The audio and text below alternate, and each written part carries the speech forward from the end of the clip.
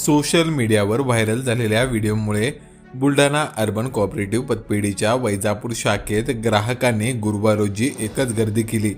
या ठिकाणी ग्राहकांनी इतका गोंधळ घातला की कर्मचाऱ्यांना पोलिसांना बोलवण्याची वेळ आली।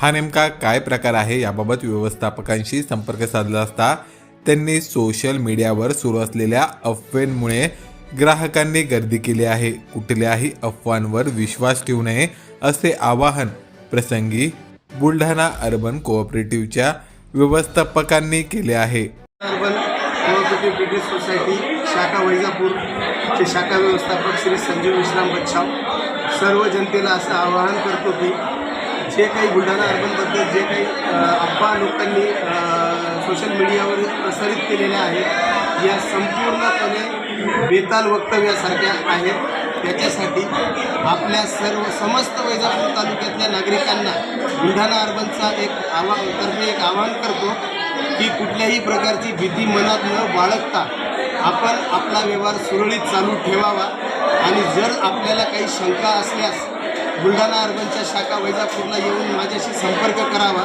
ही कळकळीची विनंती वैजापूर तालुक्यातील जनतेला आहे। दुसरी कर्ज वाटप 17 कोटी रुपये आपण एवढं केलेलं आहे।